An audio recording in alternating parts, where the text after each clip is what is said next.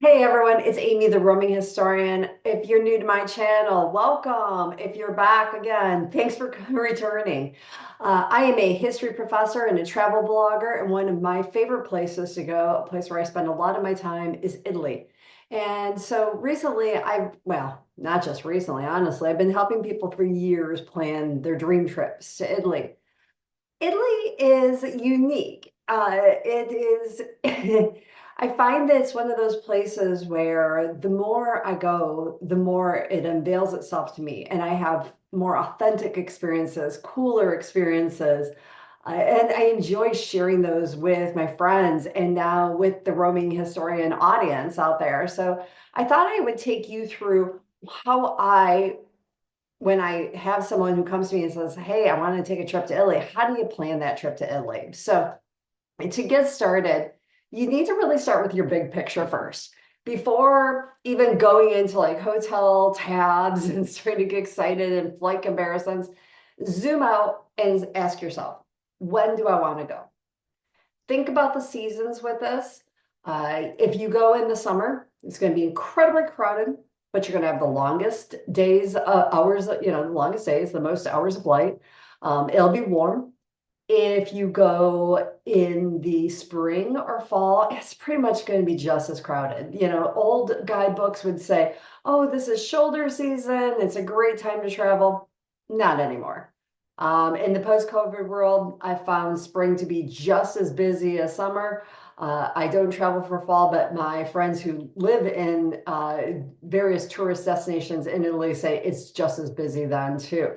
And if we look at, all the reports from hotels being sold out and things like that, and how the high the prices still are for flights, there is really no shoulder seasons anymore. But with spring, you have still relatively long days, or you have a little bit more clement weather. Same thing with fall. You're going to have nice days, not as insufferably hot as it can be in, let's say, July or August. And But maybe that's not when you can go, depending. I'm a history professor, so I travel with the academic year, which means after April, once the winter semester ends, and before September, when the fall semester starts. You might have different times. You might be able to go in winter, and then if you could, you will find fewer crowds there. How many nights do you realistically have? Think about the fact that you're going to lose a day if you're traveling from North America to Central European time zone, where Italy is located. Whether you're on the Pacific coast or the Eastern coast, you are going to lose a day. So you take off maybe on, let's say, May 6th, you arrive on May 7th. Think about that when you're thinking, because your boss doesn't know that you've lost a day. And if you're taking off 7 days of work, you really are only having 6 days of Italy. Try to get as many nights as you realistically can have. Think about if you prefer slower travel. Are you a fast-paced person? And mainly, the big thing I want you thinking about, the first thing I want you to think about, this is why I always tell my friends, what are your can't miss? What would you regret seeing and missing? What if you came back and said, and somebody said, wow, you went to Italy. How was the whatever, the Colosseum? And you said, I didn't go. Would that be something that you could feel real regret about? If you're going to regret something, we've got to plan it in there for you. So then we start to build a budget. I'm a former financial advisor, so budgeting is where I go first when thinking about things. And so Italy doesn't have to be wildly expensive, but it can add up quickly. So break it into six categories, right? Flights. As soon as you know when you're going to go, that's probably a good idea. I will link below my flight blog, how I score cheap flights, and give you an idea. But I plan very far out. Pretty much as soon as the airlines are releasing their flight plans, their schedules, is when I start looking for international travel. And that is how I secure really good deals. Accommodations. I use booking.com and Verbo a lot. Booking.com also has short-term rentals. You get a good idea. I'll probably make another video about that in the future, at least about Booking.com, because that is where I'm really starting. I used to do it the old-fashioned way, and I used to go to every, started thinking about different hotels and going to guidebooks. And I'm a big Rick Steves fan, so I'd look at what he had in his guidebook. What I found though is trying to compare all those different hotels, the websites, it was just too much for me. It took up too much of my time. And then when my husband became disabled, it really wasn't, it really just wasn't in the cards, because what I couldn't do is just have what Booking.com allows me to do. It's one firm. It stays the same, right? I can look at a hotel in Rome and a hotel in Venice and a hotel in Orlando, Florida, and I'm going to see the same layout. It's going to tell me that how I'm going to get an idea. Here's what the amenities are. Here's what the property has. Here's if it has an elevator. Here's if it has an attached bathroom, so on and so forth. Here's the price. If the breakfast is included, here's the price. Now, then you can, at that point, you can look and go and see if you can get a better deal. But I always start with Booking.com, and sometimes I find the booking offers a better deal than the hotels do, and I like having everything in one place. And they often offer what Verbo does too, so with short-term rentals. So that's cool too, that they're expanding. They also offer flights and things. So if you want to price compare there, it's another alternative to Google Flights. Food, this is very, I mean, this varies. This varies on you. I don't know how you eat. I can be very cheap, but I also have the luxury of going every year to Italy. If it's your one time, eat it, like, just do La Dolce Vita, right? Have those multi-course, take that food tour. The food tour is going to be the best bang for your buck anytime. I know it'll be an expensive expenditure, but it's going to be the one thing you probably keep thinking about over and over and over again, because you have a local with you. The local's going to take you to the best restaurants. They are going to smooth everything over. They speak fluent Italian.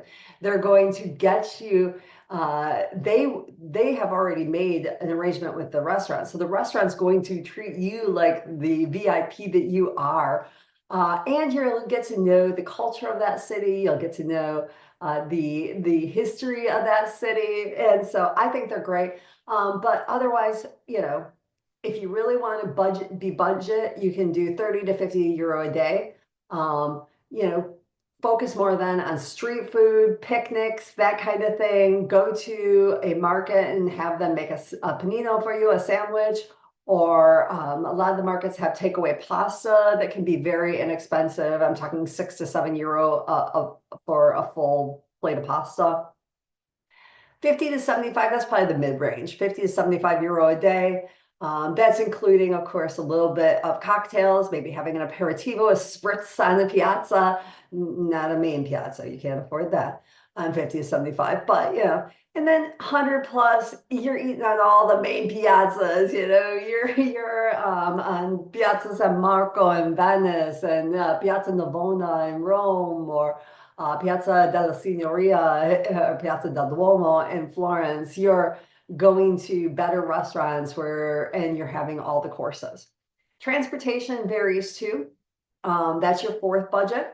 Trains can be probably, really focus on public transportation. If you could do private drivers, they're going to be your most expensive. Some routes have fixed prices for taxis. I like for instance, FCO, the Rome airport code to the city center, anywhere in the city center of Rome within the Aurelian walls is 55 euro at the time of this vlog. And so, that's for a full car. It honestly makes more sense for me and my husband to do that than it does to take the train. The train, though, is very inexpensive. I think the express train, the Da Vinci train, I think is 14 euro. The Leonardo Express is 14 euro. And then there's even cheaper trains. But you have to think about, with those, if you're taking it from the airport, you have to also consider that you still have to get from the train station to your hotel. Trains as a whole are the way to go.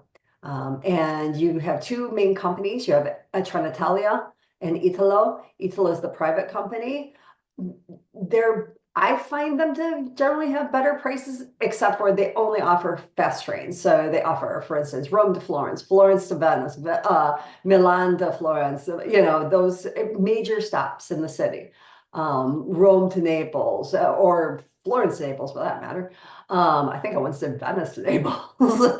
Um, and so, those are the fast trains on Italo. Trenitalia offers the Regionale. Regionale can be really cheap, €8. I just booked a Regionale the other day for €8. Water taxis in Venice are the Vaporetto is expensive. I think it's €20 a day for a day pass. And it's quite expensive for just one trip. Whereas usually buses, so that's the water bus. Usually buses are pretty economical. They're going to be cheaper. And of course, walking, right? Attractions. The attractions I find, so that's your fifth bucket. And I find them to be much cheaper in the United States. The Colosseum with the Roman Forum and Palatine Hill can be under €20. And so, you think about that. The other day I was pricing a museum. I'll let them remain nameless. And I ended up not going in my own home state of Michigan because it was $40 a person for one museum. And it's like, and I couldn't. I couldn't. I've been spoiled by Italy's attraction. And then lastly is your miscellaneous.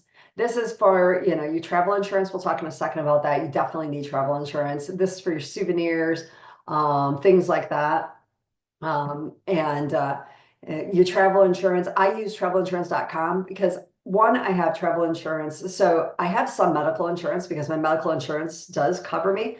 But what my regular healthcare in the United States doesn't cover is expatriation, getting me back if something happened, so those medevac situations can be really costly. So that's why I always get a small policy to cover um, just those kind of things. My credit cards also have some travel insurance, but I like having it. I've used it many times, and travelinsurance.com, I'll put that link below too, is the place to go.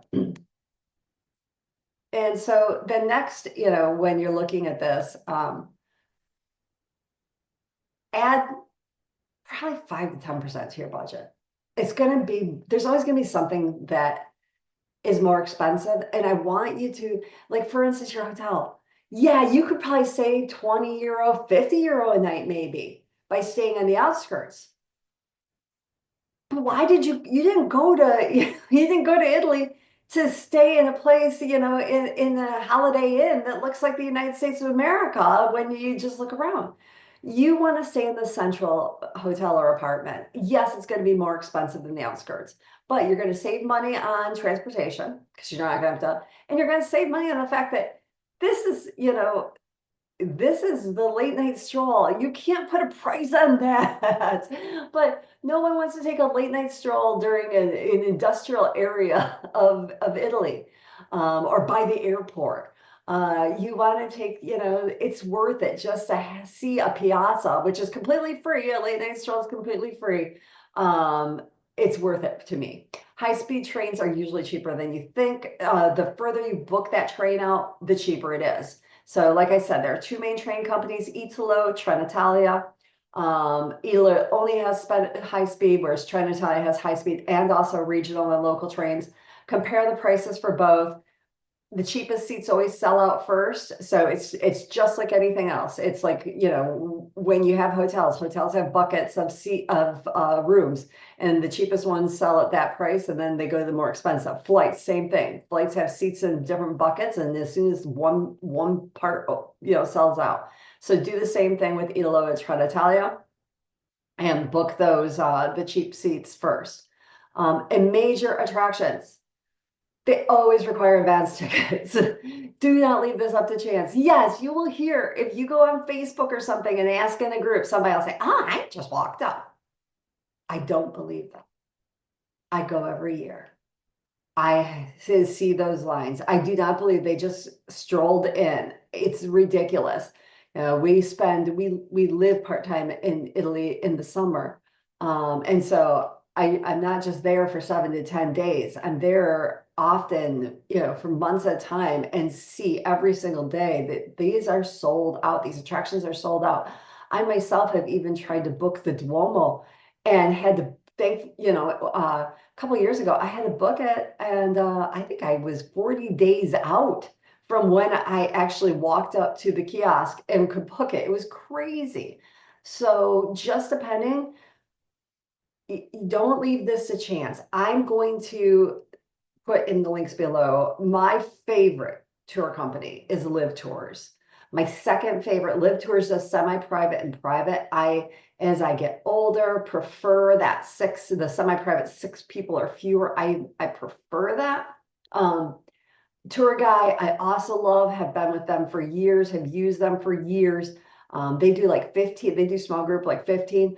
I am actually finding with Viator and Get Your Guide good deals too.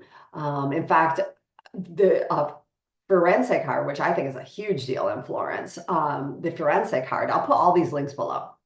Um, are It's a wonderful money savings for you.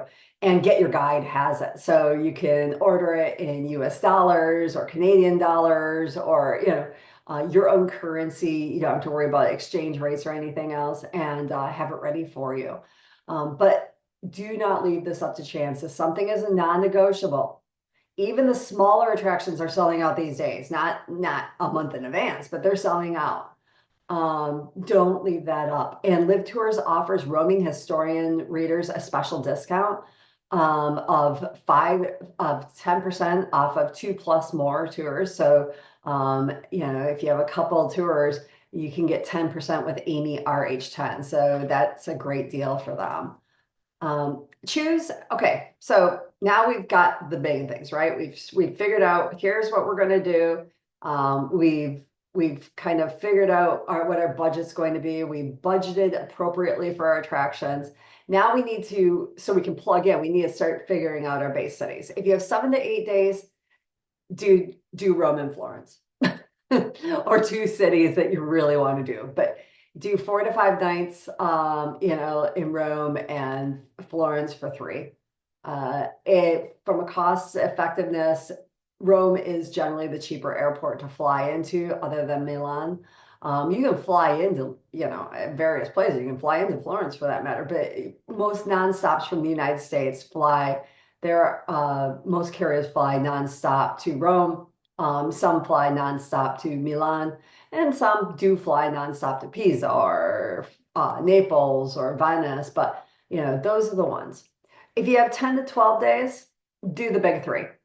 Do Rome, Florence, and Venice. Have at least 4 nights in Rome, 3 to 4 nights in Florence, and 3 to 4 in Venice.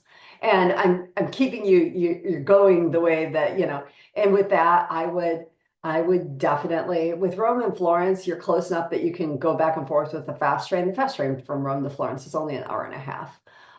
So you could easily, and it's not that expensive. So you could easily do the cheaper flight of the round trip from Rome. With the 10 to 12 days, I would probably fly into Rome, use the train. So the first place you're going to hit is Florence, and then the next place you're going to hit is Venice, and I'd fly out of Venice. And that would make the most bangs for your buck.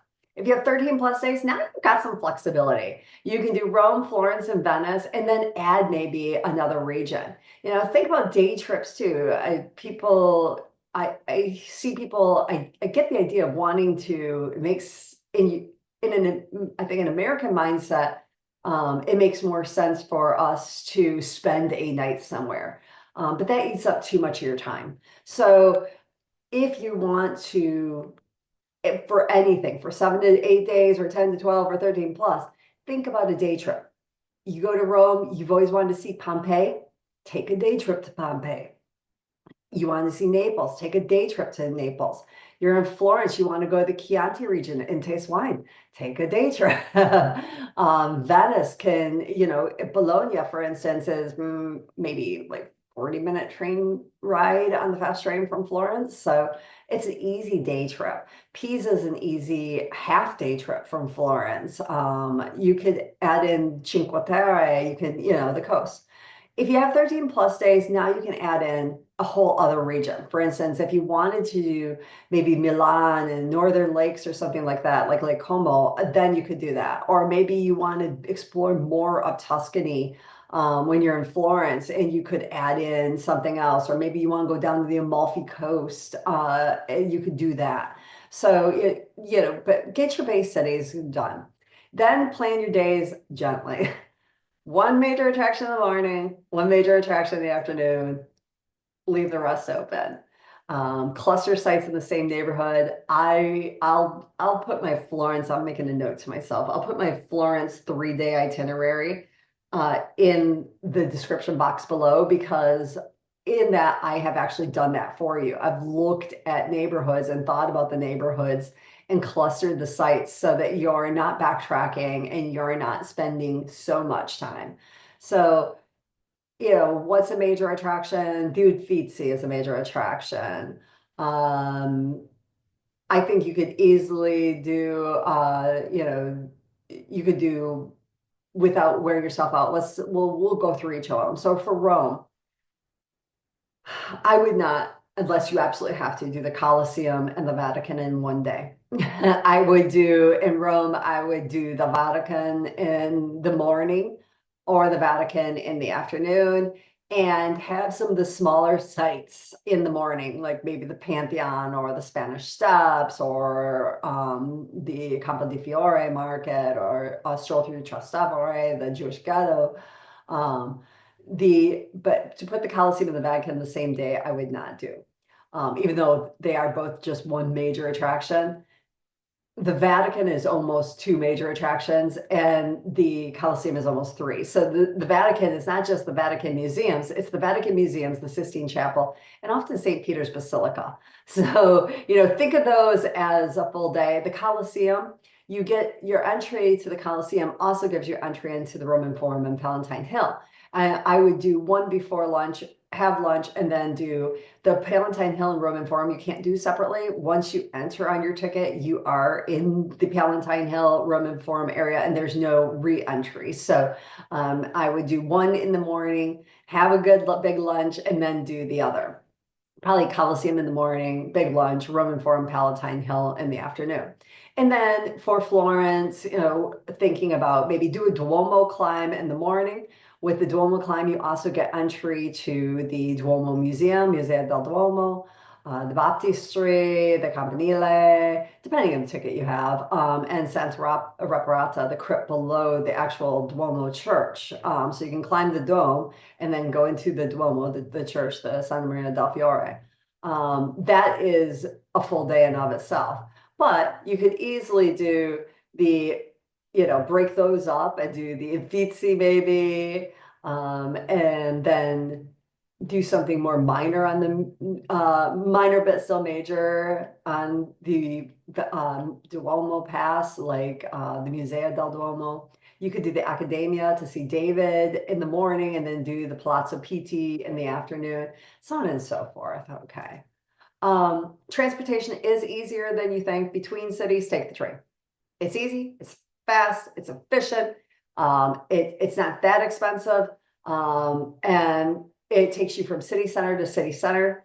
Within cities, walk as much as possible if you're able to. Use the metro or the buses when they're available.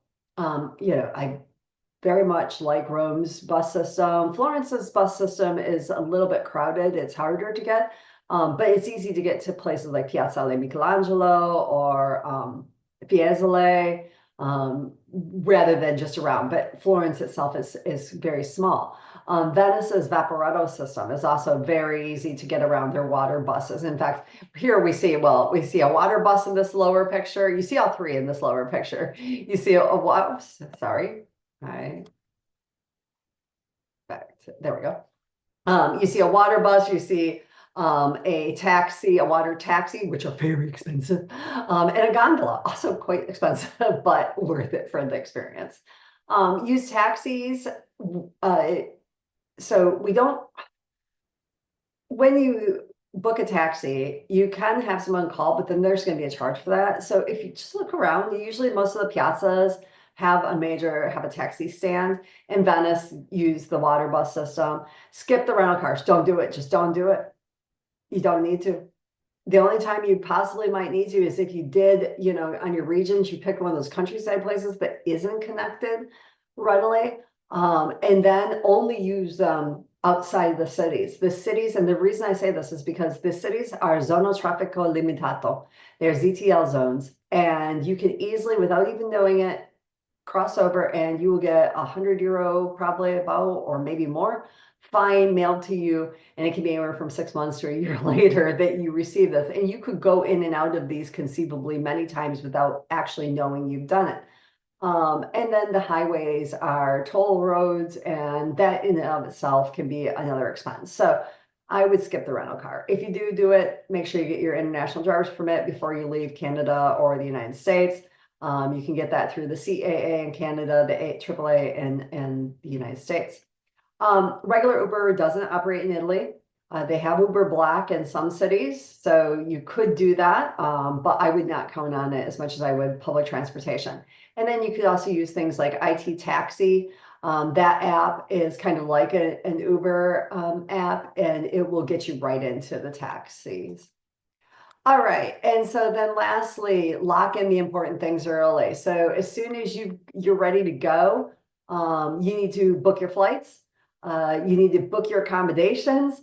That it can take a little bit longer, but don't wait too long because the good ones sell out. You can secure tickets. Okay, do that as soon as you can. You do not want to miss out. I hear sob stories all the time. I always feel so sorry for people when, here they were and they were so excited to go on this trip, and then they find out that the one thing they wanted to see they can't get because they didn't book it ahead of time. Purchase your train tickets as soon as you can, and then make reservations for those reservations you can't miss. And get your travel insurance. When? As soon as you book your first thing. Yes. If you want any of the protections, so for me, these are important for me to have the pre-existing medical waiver. Because I already told you, I'm really only booking travel insurance in case I need to get medevac from somewhere. I don't want them to deny my claim, the insurer to deny my claim by saying, oh, whatever ailment hit you was a pre-existing condition. So that usually means 7 to 10 to 14 days is each insurer is different. That's why I use travelinsurance.com, because they show me exactly how much cover I'm going to get in an evacuation situation and what the pre-existing medical waiver is and when I need to buy the insurance. And so I underestimate at first, and I just up my policy as needed. I've never had that. That's not a problem. The problem is making sure you have a policy in force. So within that period, you need to have that policy in force. And so then when the travel company looks back, or the insurer looks back, they'll say, okay, the travel was in force. If you do need to up it, I just estimate low and say something like, okay, it's gonna cost me at least 3,000 or whatever for this trip, and then do that. But that is the main, the main tips I have. I'm going to put links to this blog that I base this on. I'm going to put a bunch of links that I think are helpful. You can always reach out to me at roaminghistorian@gmail.com.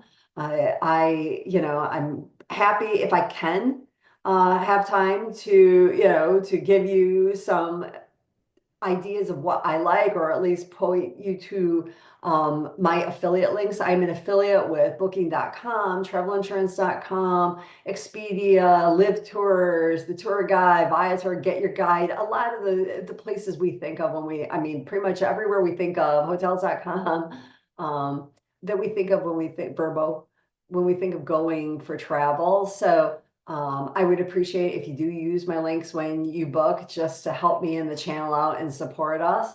And have a great trip to Italy. Tell me, where have you been? What are you planning? What are you excited about? I want to hear from you. And so have a great day. And more importantly, happy travels.